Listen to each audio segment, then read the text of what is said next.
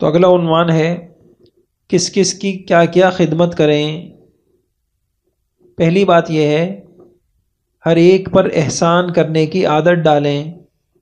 اگر اس کے لیے جنت کا فیصلہ ہو گیا تو وہ آپ کے بغیر نہیں جائے گا۔ حدیث سنیے، ایک حدیث میں ہے کہ قیامت کے دن جنتی اور جہنمی لوگوں کی جب صفیں لگ جائیں گی تو جہنمی صفوں میں سے ایک شخص کی نظر جنتی صفوں میں سے کسی شخص پر پڑے گی اور وہ اس کو یاد دلائے گا کہ میں نے دنیا میں تیرے ساتھ فلاں احسان کیا تھا۔ اس پر وہ جنتی شخص اس کا ہاتھ پکڑ کر حق تعالی شانہ کی بارگاہ میں عرض کرے گا کہ یا اللہ، اس کا مجھ پہ فلاں احسان ہے۔ اللہ پاک کی طرف سے ارشاد ہوگا کہ اللہ تعالیٰ کی رحمت کے طفیل اس کو جنت میں داخل کیا جائے۔ تو معمولی احسان پر بھی آدمی توقع رکھ سکتا ہے کہ جس کے اوپر احسان کر رہا ہوں تو اس کی وجہ سے میں بھی جنت میں جا سکتا ہوں۔ پھر ایسے ہی ہر جاندار پر احسان کرنے پر ثواب ہے، تو ایک مسلمان پر اور رشتہ دار کی خدمت پر کتنا ثواب ہوگا۔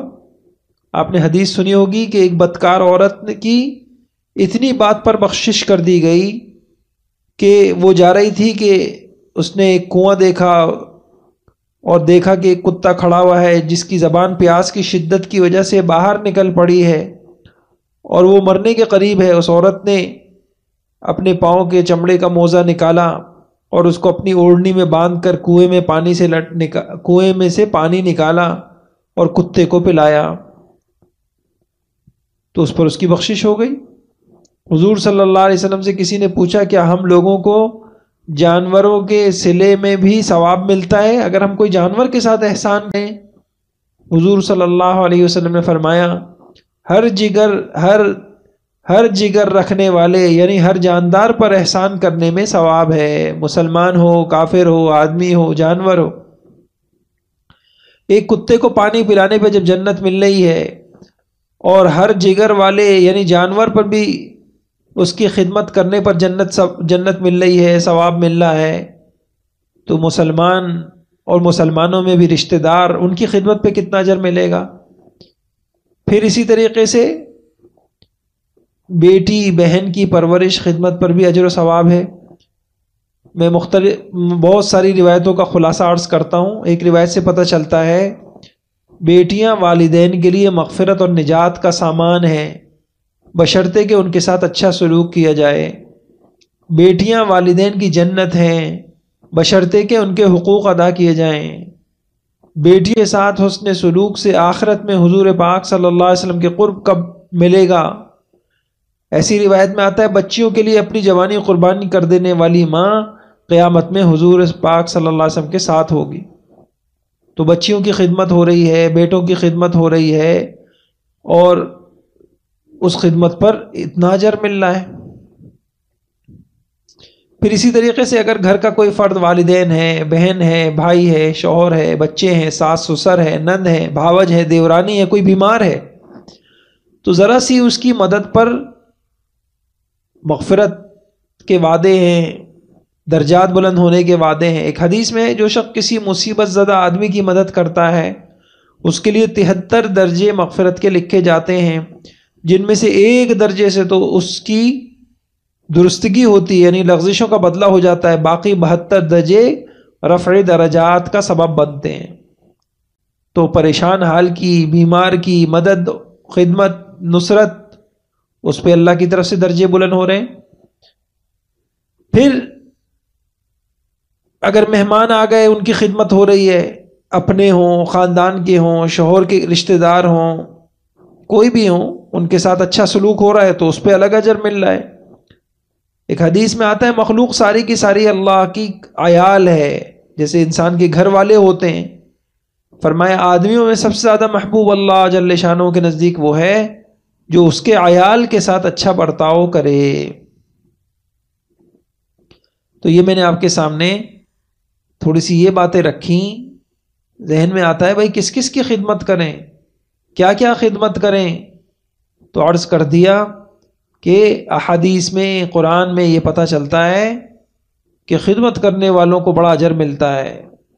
نیکی کرنا، کسی پہ احسان کرنا. پھر بہت ساری حدیثوں میں احسان کی شکلیں بھی ہیں، صدقے کی شکلیں. صدقے کی شکل صرف پیسہ نہیں ہوتا. آپ کسی کو روٹی بنا رہی ہیں کسی کے لیے، پیسہ شوہر کا ہے لیکن آپ خدمت کر رہی ہیں، آپ کا صدقہ ہے. آپ جھاڑو لگا رہی ہیں، یہ صدقہ ہے. تو دیکھیے میں بہت ساری حدیثوں کا خلاصہ آپ کو سناتا ہوں. حدیث سے پتہ چلتا ہے برائی سے روکنا صدقہ ہے، نیکی کا حکم دینا صدقہ ہے. اسی طریقے سے راستے سے پتھر کا ہٹا دینا، ہڈی کا ہٹا دینا صدقہ ہے. اپنے ڈول سے کسی بھائی کو پانی پلا دینا صدقہ ہے. بھٹکے ہوئے شخص کو راستہ دکھلا دینا صدقہ ہے. اندھے کو راستہ بتلا دینا صدقہ ہے. جو اونچا سنتا ہے اس سے تھوڑا اونچی آواز میں بات کر لینا صدقہ ہے. گونگے کو اس طرح بتانا کہ وہ سمجھ سکے صدقہ ہے. کمزور آدمی کی مدد کرنا صدقہ ہے. مدد کے لیے پکارنے والے کی دوڑ کر مدد کرنا یہ بھی صدقہ ہے. ثواب کی نیت سے اپنے گھر والوں پہ خرچ کرنا صدقہ ہے. دوسروں کے دو لوگوں کے بیچ میں انصاف کرا دینا یہ صدقہ ہے. کسی آدمی کو سواری پر بٹھانا یا اس کا سامان اٹھا کر سواری پر رکھنا یہ بھی صدقہ ہے. دوسرے کو نقصان پہنچانے سے بچنا صدقہ ہے. نماز کے لیے چل کر جانے والا ہر قدم صدقہ ہے. راستے سے تکلیف دہ چیز کا ہٹا دینا صدقہ ہے. خود کھانا صدقہ ہے. اپنے بیٹے کو کھلانا صدقہ ہے. اپنی بیوی کو کھلانا صدقہ ہے. اپنے خادم کو کھلانا صدقہ ہے. کسی مصیبت زدہ حاجت مند کی مدد کرنا یہ بھی صدقہ ہے. اپنے بھائی سے مسکرا کر ملنا صدقہ ہے. پانی کا ایک گھونٹ پلا دینا صدقہ ہے. اپنے بھائی کی مدد کرنا صدقہ ہے. ملنے والوں کو سلام کرنا صدقہ ہے. آپس میں صلح کروانا صدقہ ہے. تمہارے درخت یا فصل سے جو کچھ کوئی پرندہ کھائے گا وہ تمہارے لیے صدقہ ہے. بھوکے کو کھانا کھلانا صدقہ ہے. پانی پلانا صدقہ ہے. 2 مرتبہ قرض دینا 1 مرتبہ صدقہ دینے کے برابر ہے. کسی آدمی کو اپنی سواری پر بٹھا لینا صدقہ ہے. تو آپ نے دیکھا کہ دینے کی کوئی ایک شکل نہیں ہے، صرف پیسہ ہی نہیں ہوتا. کوئی بھی انسان نیکی کر لے وہ صدقہ ہے. اور کسی کے کام آ جانا صدقہ ہے. ضرورت مند کے کام آ جانا صدقہ ہے. گمراہی کی سرزمین پہ کسی سے ہدایت کی بات کرنا صدقہ ہے. علم سیکھ کر مسلمانوں کو بھائیوں کو سکھلانا صدقہ ہے. تو بہرحال یہ اصول سامنے آ گئے. خدمت سے متعلق اصول سامنے آ گئے کہ تقریباً یہ اصول جو چل رہا تھا ہمارا، پہلا اصول تو یہی تھا تواضع، احسان، ایثار کی عادت. دوسرا تھا مخالفین کے ساتھ اچھا برتاؤ. تیسرا تھا سب پہ خرچ کرنا. چوتھا اصول یہ چل رہا تھا بڑا تفصیل کے ساتھ، سب کی خدمت کرنا ہے، اعانت کرنا ہے، سب کے ساتھ تعاون کرنا ہے. یہ ہے کامیاب زندگی. اب ذرا ہم 5واں اصول پڑھتے ہیں. یہ گھریلو زندگی سے متعلق اصول چل رہے تھے کہ ایک خاتون اپنی گھریلو زندگی کو خوبصورت بنانا چاہتی ہیں، کامیاب بنانا چاہتی ہیں تو کیا کریں. 5واں اصول یہ ہے تھوڑے وقت میں اچھے نتائج حاصل کرنے کے لیے مقاصد متعین کر کے کاموں کی منصوبہ بندی کر کے کام کریں. گھرداری کی تدبیر انتظام کی بڑی ضرورت ہے. بغیر انتظام گھر جہنم کا نمونہ بن جاتا ہے.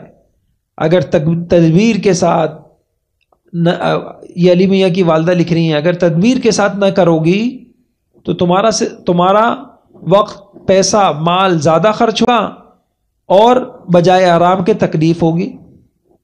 تو یہ بھی گھریلو زندگی کا اصول ہے کہ انسان کو انتظامی اصول کا پتہ ہو اور اس کو سلیقہ بھی ہو اور تھوڑے وقت میں اس کو زیادہ کام کرنا آتا ہو. کچھ چیزیں لکھی ہیں کتابوں میں، اس کو سن لیجئے. ایک جگہ لکھا ہے آپ خواہ کھانا پکا رہی ہوں، کوئی مضمون لکھ رہی ہوں، تقریر کر رہی ہوں، تو ایک کام یہ ہونا چاہیے تمام متعلقہ چیزیں کام شروع کرنے سے پہلے اپنے پاس رکھ لیں تاکہ آپ کو بار بار اٹھنا نہ پڑے. اسے کہتے ہیں تیاری، اور کسی کام کے لیے یہ بڑی اہم چیز ہوتی ہے. تو یہ ایک بات سامنے آ گئی. نمبر 2، اگر آپ کو کوئی کام ہو یا کہیں سے خریداری کرنی ہے تو تمام چیزیں ایک نوٹ بک پر یا کارڈ پر یا کاغذ پر لکھ لیں اور اپنے تمام معمولات کا، گرمیوں کا پورا ایک نقشہ تیار کر لیں تاکہ آپ کو دوبارہ سفر نہ کرنا پڑے اور کم از کم فاصلہ طے کر کے آپ کا سارا کام مکمل ہو جائے۔ مثلا بازار کے لیے نکلنا ہے اور کئی مختلف کام ہیں، تو پہلے سے ہی ایک انسان پرچے پہ لکھ لے اور اپنا روٹ بنا لے، اور اس سے وقت بچتا ہے۔ اور تیسرے نمبر پہ یہ اصول لکھا ہے کہ سہولیات کے بل وقت پر ادا کر دیجئے، تاخیر کر کے آخری وقت میں مشکلات پیدا مت کیجئے۔ ہڑا ہڑی میں کام کرنا، بھاگم دوڑی میں کام کرنا، تو اس سے بھی کام بدنظمی ہوتی ہے۔ ہفتے وار خوراک کا چارٹ بنا لیں، مرغن اور مہنگی غذاؤں کی جگہ سادہ اور کم خرچ غذاؤں پہ گزارا کریں۔ آگے اس میں یہ بات بھی آئے گی کہ چارٹ بنانے کا فائدہ یہ ہوتا ہے کہ اچھا خاصا وقت روزانہ اسی پہ خرچ ہو رہا ہے، آج کیا پکے گا، آج کیا پکے گا، تو ظاہری بات ہے کہ یہ بھی بدنظمی ہے۔ ایسے ہی پانچواں اصول یہ ہے، اپنے وقت کا ریکارڈ رکھیے، جائزہ لیتے رہیے، کتنا کارآمد کتنا غیر کارآمد خرچ کیا۔ آدمی کو پتہ ہونا چاہیے زندگی بڑی قیمتی ہے۔ بہترین معتدل زندگی کیا ہے؟ انشاءاللہ کسی نشست میں تفصیل سے عرض کروں گا۔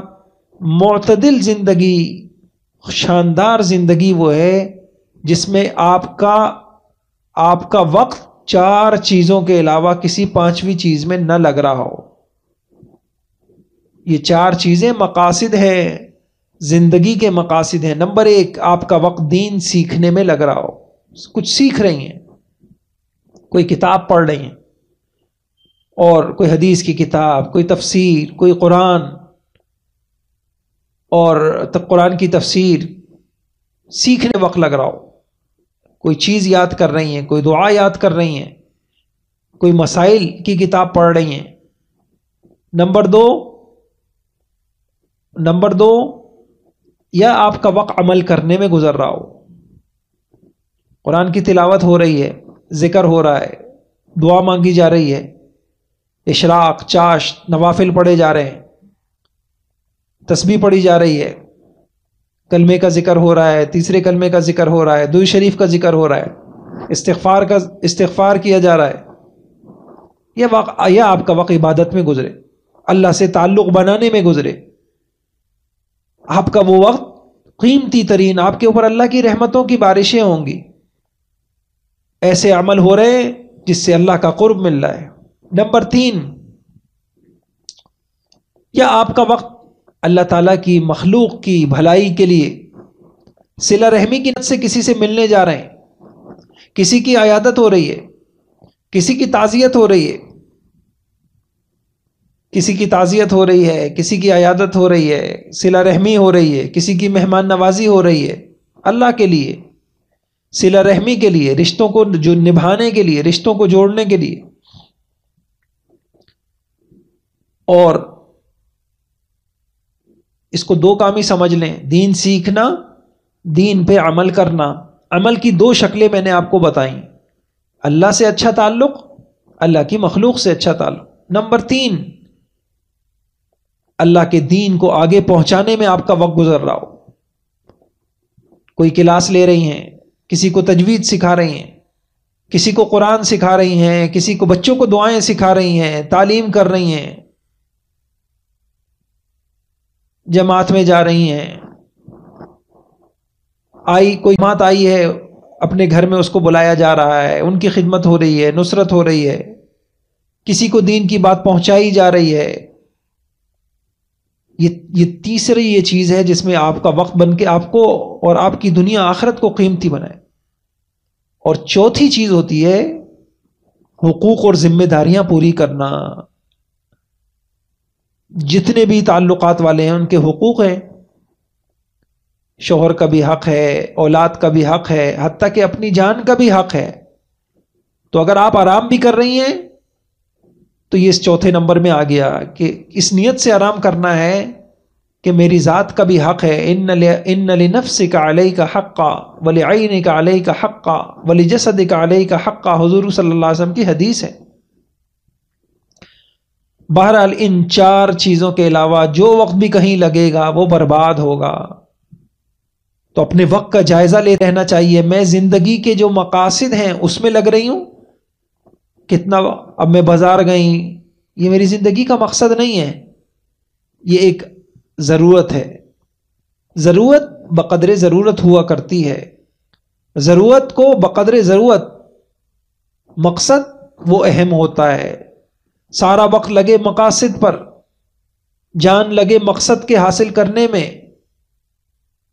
اس لیے میں عرض کروں آپ سے، دیکھیے کھانا ہماری زندگی کی ضرورت ہے، اور پسند کے کھانے یہ ہماری نہ ضرورت ہے نہ مقصد ہے، یہ ہماری خواہش ہے. کپڑا ہماری زندگی کی ایک ضرورت ہے، لیکن عمدے سے عمدہ اپنی پسند کی، عمدہ سے عمدہ، اچھے سے اچھا، اس کی طلب، یہ نہ ضرورت ہے نہ مقصد ہے، یہ خواہش ہے. خواہش کے پیچھے چلنے والے کبھی کامیاب نہیں ہوتے، اور نہ خواہش کامیاب ہونے دیتی ہے. خواہش انسان کو ہمیشہ ذلیل کرتی ہے. کسی خواہش سے ٹکرائے گی، اذیت ہوگی. خواہش سے ٹکرائے گی، بیوی کی خواہش شوہر کی خواہش سے ٹکرائے گی، لڑائیاں ہوں گی گھروں میں. اولاد کی خواہش ماں باپ کی خواہش سے ٹکرائے گی، لڑائیاں ہوں گی. خواہش پرست لوگ، ان کا جینا بھی مشکل ہوتا ہے، ان کا مرنا بھی مشکل ہوتا ہے. اللہ نے مجھے توفیق دی، میں نے کتاب لکھی ہدایت کیا ہے. اس میں ہدایت کے اسباب بھی جمع کیے، گمراہی کے اسباب بھی جمع کیے. انشاءاللہ کبھی نشست لیں گے اس کی، پورے قرآن کریم سے. علماء نے اس کو بہت پسند کیا. اس میں ایک بڑا سبب گمراہی کا، کہ ایسے لوگوں کو اللہ ہدایت نہیں دیتے جو نفس پرست ہوتے ہیں، جو نفس کی اتباع کرنے والے ہوتے ہیں، جو خواہش کی پیچھے چلنے والے ہوتے ہیں. خواہش ہوئی موبائل لے کے بیٹھ گئے، خواہش ہوئی تو کچھ بھی دیکھنے لگ گئے، خواہش ہوئی تو جو بھی سننے لگ گئے، کھانے کی خواہش ہوئی تو اسی کے پیچھے پڑ گئے. اللہ ہم سب کو اس سے نکال دے، اللہ ہم سب کو نکال دے. ہماری پیر کی بیڑیاں بنی ہوئی ہیں، یہ زنجیریں ہیں جنہوں نے ہمیں جکڑ رکھا ہے. ہم اونچا جانا چاہتے ہیں، یہ بیڑیاں ہم کو نیچے کھینچ لیتی. ہماری پرواز، ہماری اڑان رکی ہوئی ہے. ہمارا عروج، ہماری اللہ تک پہنچنا، آپ یقین جانیے اللہ تک پہنچنے میں کوئی رکاوٹ نہیں ہے. ایک رکاوٹ ہے، وہ ہے خواہش. دل چاہتا ہے عبادت کروں، لیکن کوئی خواہش آڑی آ جاتی. دل چاہتا ہے تہجد میں اٹھوں، گھنٹے گھنٹے، دو گھنٹے میں اللہ کے آگے عبادت کروں، اللہ سے اپنا تعلق سنواروں، اسی کے لیے تو میں آئی تھی. لیکن خواہش آڑے. دل چاہتا ہے تلاوت کروں، خواہش آڑے آ جاتی. دل چاہتا ہے اچھی سی نماز پڑھوں، خواہش آڑے آ جاتی. اگر موت تک اس کا مقابلہ نہ کیا، یہ نفس، اس لیے سب سے بڑا دشمن ہمارا نفس ہے. بہرحال یہ بیچ میں بات آ گئی، میں نے عرض کر دی. وقت کا ریکارڈ رکھیے، وقت کا جائزہ لیتے رہیے. یہ وقت ہی ہے جس کی قدر کر کے لوگ اللہ والے بن گئے، اللہ والیاں بن گئیں. اللہ مجھے بھی توفیق عطا فرما دے، آپ کو بھی توفیق عطا فرما دے. نمبر 6، مناسب شیڈول بنائیے، لیکن اس کے جال میں مت پھنس جائیے. کام میں حارج ہونے والی باتوں اور مداخلت کو کنٹرول میں رکھنے کی کوشش کیجیے. اپنا جائزہ لیں کہ میرے کام میں بدنظمی کہاں آ رہی ہے. یہ صبح دیر تک سونے کی وجہ سے تو نہیں آ رہی، یہ موبائل کی بیجا مشغولیت کی وجہ سے تو نہیں آ رہی، میرے کام میں یہ لمبی لمبی گپ شپیں اور ان کی وجہ سے تو نہیں آ رہی. ان چیزوں کا جائزہ لیتے رہیے، اس کو اپنی زندگی سے نکالیے. کون سی چیز ہے جو میرے وقت کو، میری اللہ تعلق کو برباد کر رہی ہے.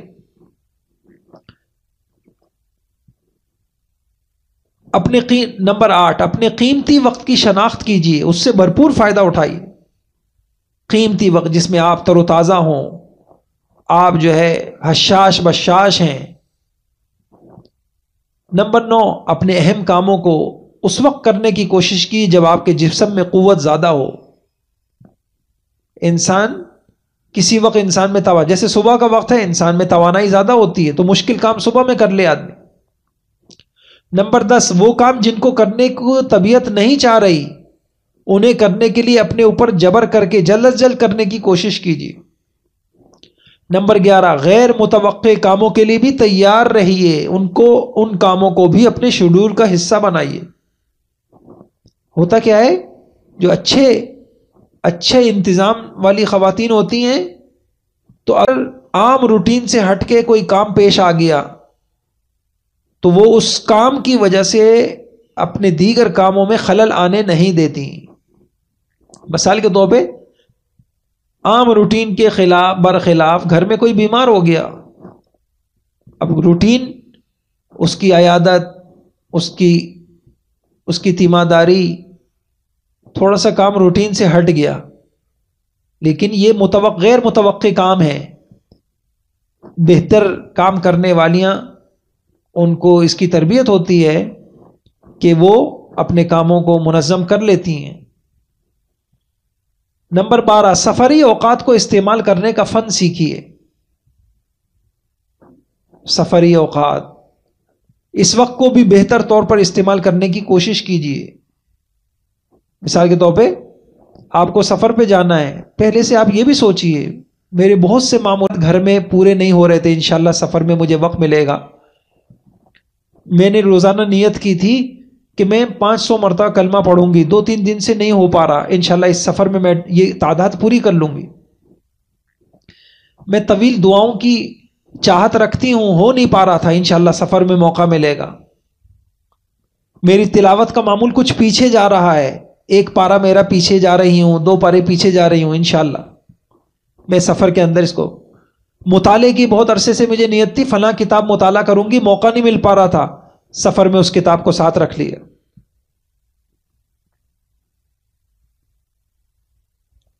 وہ کام کریں جن میں محنت کم، فائدہ زیادہ، نتائج اچھے ہوں. نمبر 14، جب بہت زیادہ کام آ جائیں تو اپنے کاموں کو تقسیم کرنے کی کوشش کریں. اس کا بہتر طریقہ یہ ہے کہ اس کو لکھ لیں، آج کے کرنے کے کام، وہ کام جو کل ہو سکتے ہیں، وہ کام جو اہم ہیں، وہ کام جو تھوڑے مؤخر ہو سکتے ہیں. ہر 45 منٹ کے بعد چند منٹوں کا وقفہ لینے کی کوشش کریں تاکہ آپ توانا ہو جائیں. مسلسل لگ کے بھی انسان کی رفتار سست ہو جاتی ہے. 5 منٹ کا وقفہ انسان کو دوبارہ تازہ دم کر دیتا ہے. نمبر 16، اپنے مسائل حل کرنے کے لیے، اپنی سوچ کو منظم کرنے کے لیے آپ کاغذ قلم کا استعمال کی عادت ڈالیں. نوٹ بک ہو تو بہتر ہے، فون سے بھی ہو سکتا ہے. نمبر 17، کاملیت پسند آدمی بننے کی کوشش نہ کریں. یہ بڑی عجیب جملہ ہے، بلکہ کام کو اپنی استعداد کے مطابق کریں. ایک عربی میں مقولہ ہے، الاستقصاء شؤم. ہر کام 100% آئیڈیالزم، ہر کام 100% نتیجہ کے مطابق ہو جائے. جن کی سوچ یہ ہوتی ہے نا، ان کے کام بھی پورے نہیں ہو پاتے. کام کر لیں بہتری آتی رہے گی، کام کر لیں بہتری آتی رہے گی. ورنہ جو یہ کہتے ہیں تو وہ ایک چھوٹے سے کام میں لگتے ہیں، اسی کو اتنا سنوارنے میں لگ گئے کہ بقیہ سارے کام پیچھے رہ گئے. تو کاملیت پسند، آئیڈیالزم 100%، اس کو عربی کے اندر نحوست کہا ہے. اس کی وجہ سے ایک آدمی کوئی کتاب لکھ رہا ہے، اب ایک ہی صفحے کے اوپر وہ چاہ رہا ہے نہیں یار بالکل ایسا ہو جائے کہ یہ کسی میں کوئی غلطی نہ رہے، تو بھائی یہ قرآن تو ہے نہیں. کام کر ڈالیں، بعد میں اصلاح ہوتی رہے گی، بعد میں تصحیح ہوتی رہے گی. یہی بات مولانا تقی عثمانی صاحب اکثر کہتے ہیں کہ ہمارے والد صاحب نے ہمیں یہ سکھائی، کام کر ڈالو، اصلاحیں بعد میں ہوتی رہیں گی. اور اگر اصلاح 100% کے چکر میں رہو گے تو کبھی کام نہیں ہوگا. نمبر 18، بعض اوقات غیر ضروری سوچ، بہت بڑی منصوبہ بندی بھی آپ کے کام میں رکاوٹ کا باعث بنتی ہے. بس منصوبے ہی ہو رہے، مشورے ہی ہوتے چلے جا رہے. ایسی صورت میں فوری عمل بھی فائدے مند ہوتا ہے. سستی، تساہل آپ کو کام شروع کرنے سے روکتا ہے، کاملیت آپ کو کام ختم کرنے سے روکتی. 19، ایک جیسے کام ایک جگہ جمع کر لیں.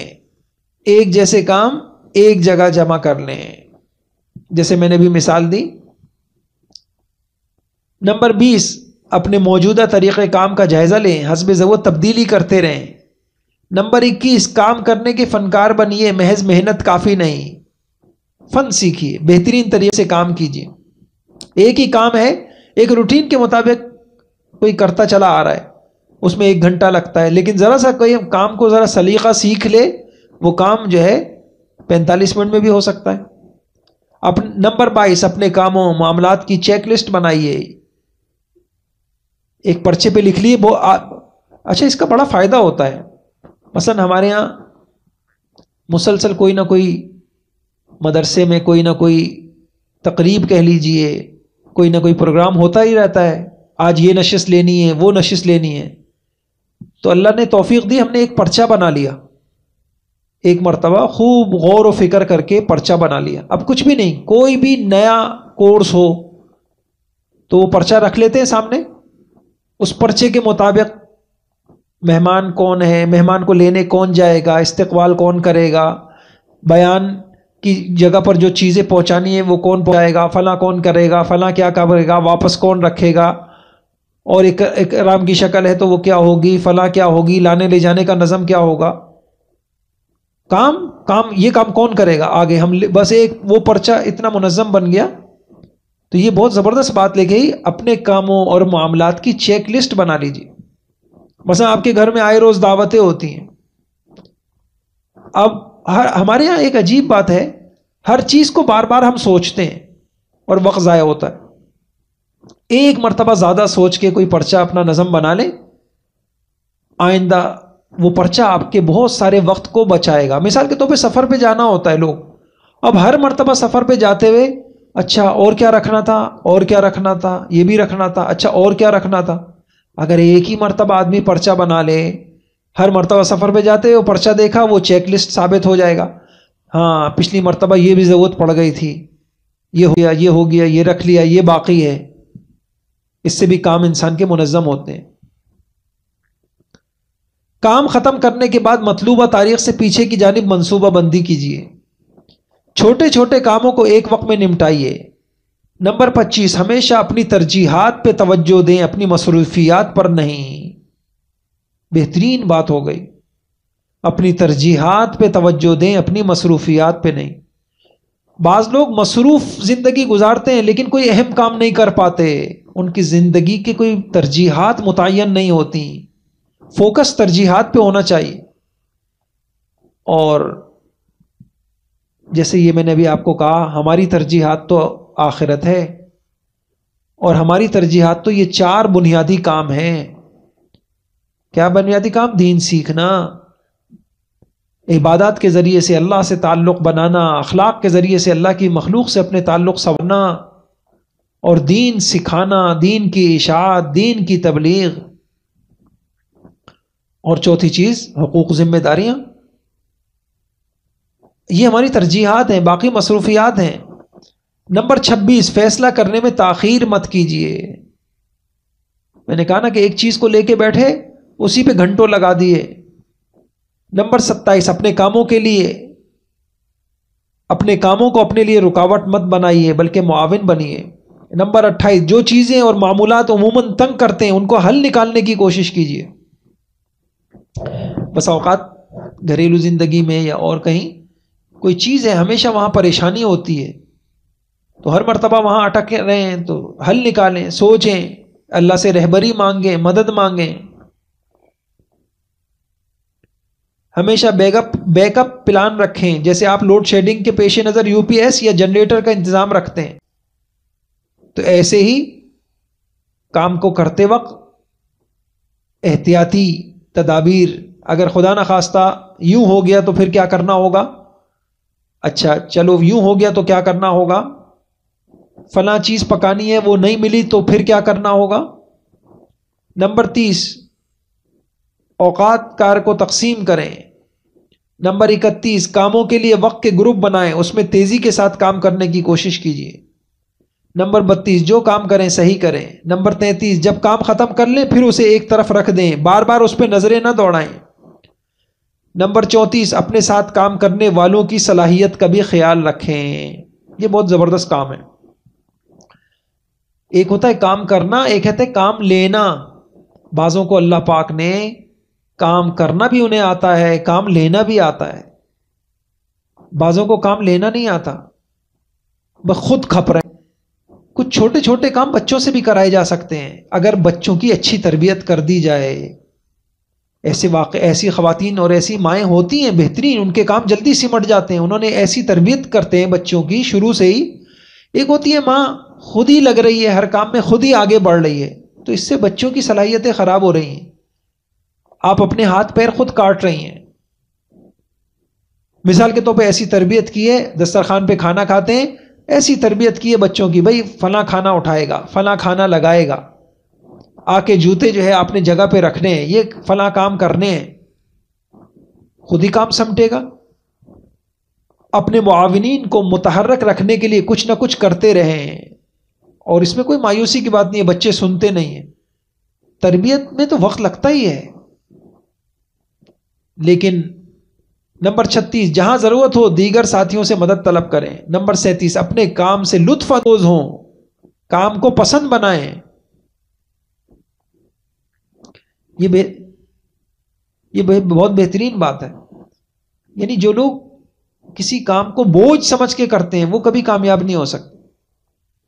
آپ تدریس کر رہی ہیں، آپ معلمہ ہیں، تو تعلیم آپ کو جذباتی لگاؤ ہو، کلاس میں جاتے ہوئے خوشی کا احساس ہو، مدرسے آتے ہوئے خوشی کا احساس ہو، میں کتنی بڑی نیابت کا کام کر رہی ہوں. حضرت محمد صلی اللہ علیہ وسلم کے مقاصد میں سے تھا یہ، میں اس مقصد کی نیابت کے لیے جا رہی ہوں. اس لیے علماء نے لکھا ہے کہ پڑھانے والا کیا نیت کرے؟ وہ نیابت نبوت کی نیت کرے. میں حضور کی نائب ہوں.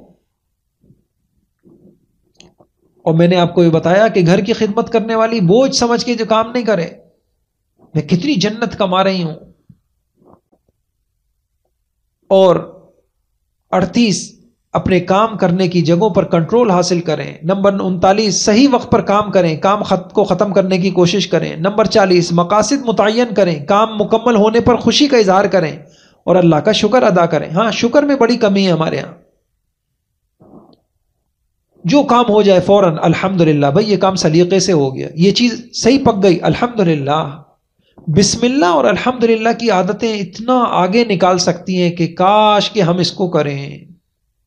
لیکن اللہ ہمیں معاف فرمائے، ہمارے دلوں کی غفلتیں، ہمارے دلوں کے تالے. کل یہ گاڑی صحیح کرنے والا گاڑی صحیح کر رہا تھا، میں نے اس کو کہا کہ بھئی ہر کام کرتے ہوئے بسم اللہ پڑھ لیا کرو، تم دیکھو گے تمہارے کام میں کتنی برکتیں آئیں گی. گاڑی سٹارٹ کی بسم اللہ، کھانا پکایا بسم اللہ، چولہا جلایا بسم اللہ.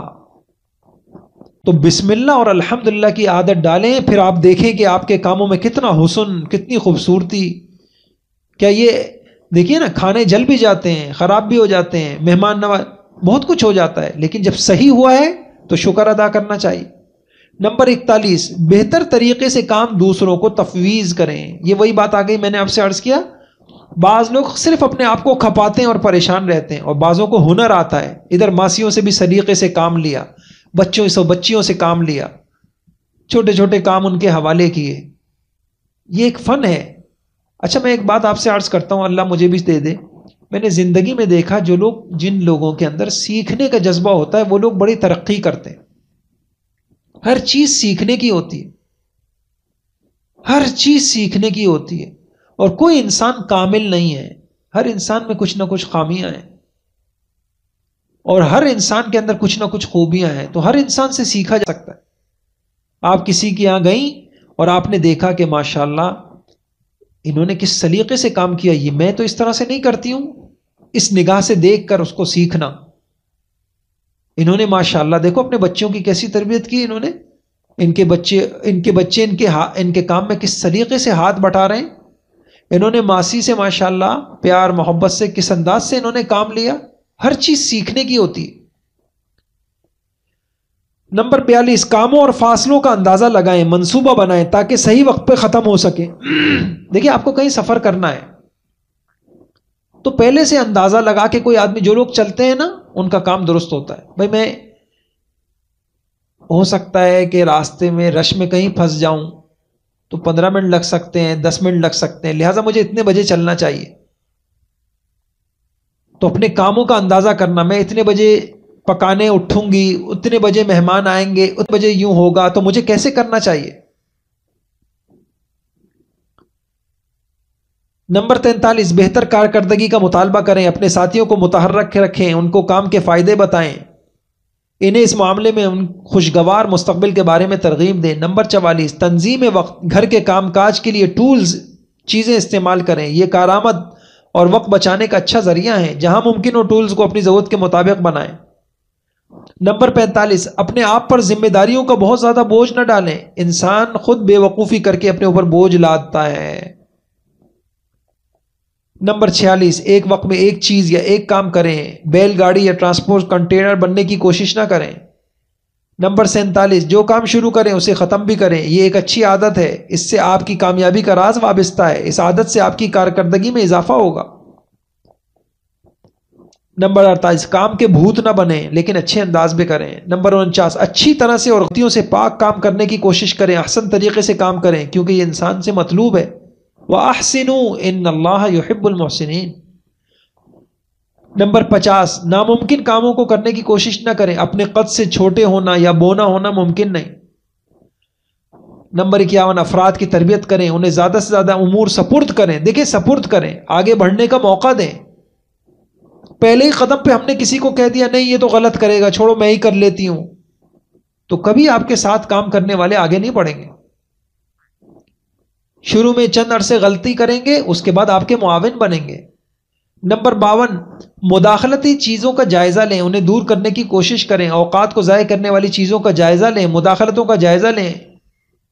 نمبر 53، ہر کام کے لیے ہدف مقرر کریں، اس وقت میں اسے کرنے کی کوشش کریں. 54، اگر فون پر کام کیا جا سکتا ہے تو خط لکھنے اور ای میل کرنے کی ضرورت نہیں. نمبر 55، پہیہ دوبارہ ایجاد نہ کریں، جو چیز میسر ہے ان سے فائدہ اٹھائیں، پہیہ دوبارہ ایجاد نہ کریں. بہترین اصول ہے یہ.